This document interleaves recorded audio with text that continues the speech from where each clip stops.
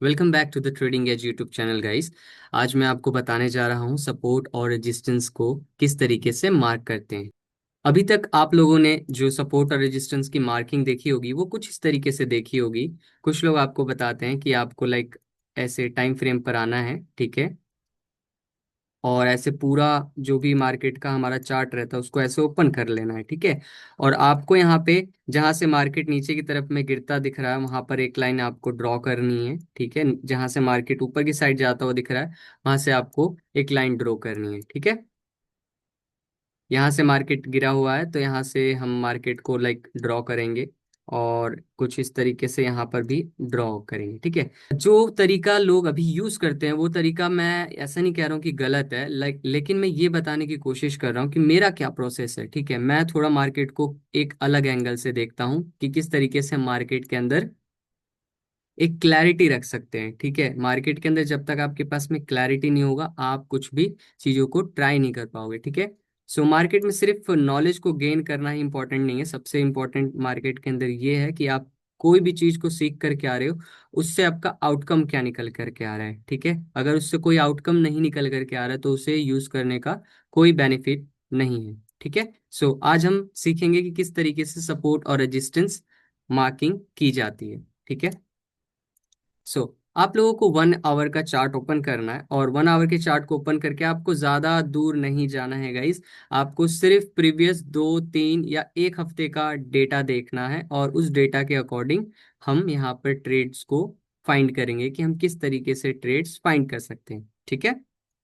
9 of June का data ये है। 9 ऑफ जून के डेटा के अकॉर्डिंग अगर आप देखोगे तो आपके पास में क्या मिलेगा कि आपको यहाँ पे ये हाई होगा, ठीक है, और ये हमारा लो होगा, ठीक है।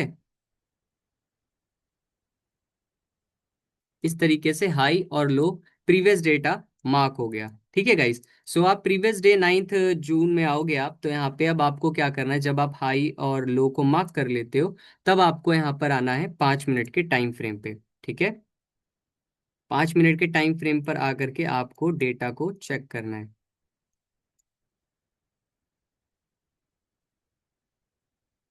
ठीक है। ये हमारे पास में डेटा है 9 जून का, ठीक है।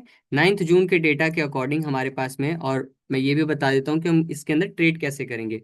हमने 1 आवर पे हाई मार्क कर लिया है, लो मार्क कर लिया है, ठीक है। अभी आपको सिंपल क्या करना है, जब मार्केट एक ग्रीन कैंडल की क्लोजिंग यहाँ पर दे देता है तो आपको यहाँ पर ट्रेड लेना है 1:3 के अकॉर्डिंग, ठीक है। ये जो प्रीवियस कैंडल होगी वो हमारी सपोर्ट होगी, ठीक है। ये हमारे पास में एसएल का काम करेगी, ठीक है। एसएल में आप जो प्रीवियस स्विंग होता है उसे भी ले सकते हो, ठीक है। वो कैसे लेना है वो मैं आपको अभी बताऊंगा इस वीडियो में, ठीक है। और साथ में जब लो ब्रेक करता है, लो में एक ऐसी कैंडल आपको रेड कलर में दिखती है नीचे की साइड बनती हुई, तो आप नीचे की साइड में ट्रेड करोगे। 1:3 का टारगेट रहेगा, ठीक है। मार्केट अगर प्रीवियस डे के हाई और लो के बीच में ट्रेवल करती है तो हमें कुछ भी नहीं करने की जरूरत है, ठीक है। अभी हम देखते हैं क्या हमारे पास में यहाँ पर ट्रेड वगैरह आया है कि नहीं आया है, ठीक है। सो आप देखोगे यहाँ पे सबसे पहले हमारे पास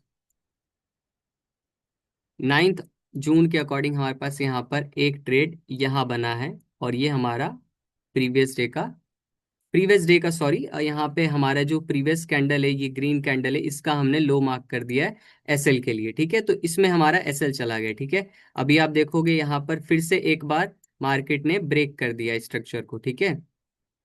तो दोबारा से हम यहाँ पर ट्रेड लेंगे और एसएल क्या होगा हमारा, ये एसएल होगा, ठीक है। सो 7 पॉइंट का एसएल हमारे पास में यहाँ पर भी चला गया, ठीक है।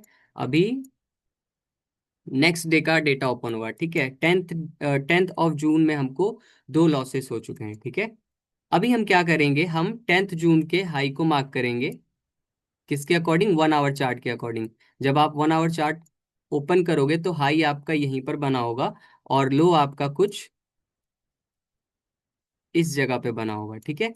सो 10th ऑफ जून के अकॉर्डिंग अब देखते हैं कि हमको 11th ऑफ जून में कितनी ट्रेडिंग मिलती है, ठीक है। अभी देखो यहाँ पर आपको ब्रेक किया मार्केट ने, और मार्केट ने जब ब्रेक किया तो हमको यहाँ पर ट्रेड मिल गया है, ठीक है। और स्टॉप लॉस हम इसको रखेंगे, ठीक है। और इसमें हमको फिर से एक बार एसएल चला गया, राइट। सो हमें कुछ नहीं करना, हमें बस ट्रेड्स को फाइंड करना अपने अकॉर्डिंग। नाउ अब हमारे पास में फिर से 11th जून का डेटा आ गया, तो हम अब 11 ऑफ जून के अकॉर्डिंग लो मार्क करेंगे और 11 ऑफ जून के अकॉर्डिंग हाई मार्क करेंगे। ठीक है, अभी हमारे पास में प्रीवियस में 1 2 3 लॉसेस हैं। ठीक है, और यहाँ पर हमारे पास में 12th ऑफ का डेटा आ गया, 12th ऑफ जून का। सबसे पहले यहाँ पर मार्केट ने ब्रेक किया है, तो ब्रेक किया है मार्केट ने, तो हमें यहाँ पर ट्रेड को बनाना है यहाँ का स्टॉप लॉस लेकर के। ठीक है, और इसको हमें 1:3 रखना है। ठीक है, लाइक मैंने आपको बताया था ना, प्रीवियस जो स्विंग होता है उसे भी आप ले सकते हो। इसमें आपका प्रीवियस स्विंग भी यही था और हमारा जो डेटा था वो भी यही था, तो हमारे पास में यहाँ पर स्टॉप लॉस आ गया, राइट। और यहाँ पर आपके पास में 1:3 का टारगेट रहेगा, 1:3 का टारगेट।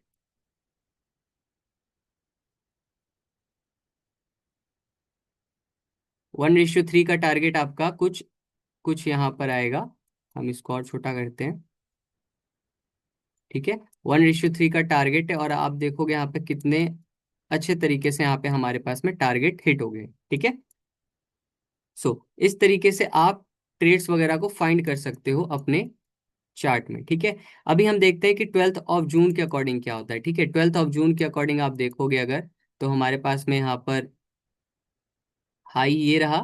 ठीक है, और लो हमारे पास में कहाँ है, लो ये है। ठीक है, अभी देखते हैं कि हमारे पास में यहाँ पर क्या हुआ है।